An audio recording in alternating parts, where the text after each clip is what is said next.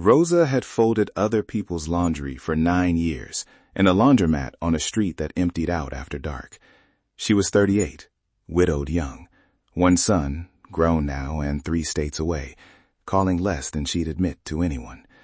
She used to hum while she worked. Lately, she just watched the dryer spin and counted quarters. Not because she'd stopped caring about the work, because 9 years of bleach fumes, graveyard shifts, and strangers who never learned her name will wear a person down if nothing ever seems to change. She kept showing up anyway, told herself someone had to run the night shift. Some nights she wondered if she was just afraid of what silence would sound like if she stopped. If a story like this is speaking to something in you, like, share, and hit subscribe right now. Every week we bring you stories about ordinary people who found their reason again and the moment that changed everything. Rosa's laundromat sat between a bus stop and a boarded-up diner. Most nights it was her, the hum of machines, and whoever couldn't sleep. One regular was an old man named Desmond who came in every Thursday at 11 p.m. with the same faded army jacket, always washed alone, always sat in the corner chair by the window. Rosa assumed he just liked the quiet. She'd never asked why Thursdays, why 11 p.m., why alone. That October, Rosa had started looking at bus routes to other cities. Not seriously, just enough to remind herself she still could.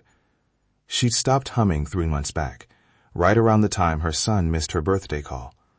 She told herself it didn't mean anything. She told herself a lot of things that year. One Thursday, Desmond left his jacket behind, forgot it draped over the corner chair when he shuffled out into the rain. Rosa went to fold it before he could come back for it, and a worn photograph slipped out of the inside pocket onto the floor. She wasn't trying to look, but it was already face up. It was a photo of the laundromat itself, decades older, a hand-painted sign out front. On the back, in shaky pencil, "The only place that still feels like it did before I lost her. Thursdays, 11 p.m. She used to fold with me right here." Rosa stood there holding it a long moment. She'd never known Desmond's wife used to come here. Never known the corner chair was where she used to sit. She almost tucked it back and let it go, the way tired people do with things that move them. But something about the timing stopped her. This was the same week she started pricing bus tickets out of town, the same week she'd caught herself folding towels without really seeing them. That night, she thought about her own husband, about the box of his things she still hadn't opened, sitting in her closet 3 years now, about how grief doesn't disappear, it just finds a chair to sit in. She found an old photo on her phone, one from her wedding, her late husband laughing at something off camera. On the back of the physical copy, years ago, she'd written, "Build something people don't want to leave." She hadn't thought about that photo in years. If you've ever wondered whether the quiet, unnoticed things you do actually reach anyone, stay with this one. Subscribe now, because next week's story might be the one that answers that question for you. The next Thursday, Rosa returned the photo to Desmond without a word about what she'd seen. But she left the corner chair light on extra hour before he arrived and had a cup of coffee waiting, unasked. She started noticing things: who came in upset and needed quiet, who came in lonely and needed a voice, which regulars hadn't shown up in a while and were worth a phone call to check on. She started humming again, not because anything got easier, because she remembered why she'd started. She began writing small notes and taping them inside folded blankets before customers picked them up.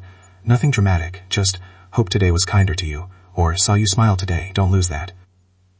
Regulars started leaving notes back. The corner chair started filling up on nights it never used to.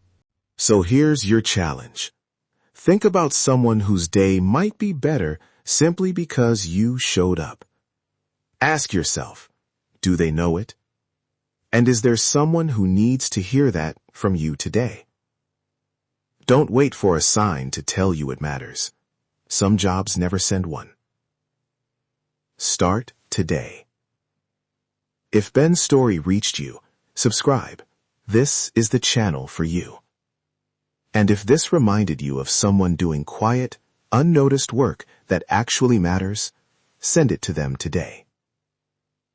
Like this video if you've ever been the invisible person who turned out to matter more than you knew. They usually do.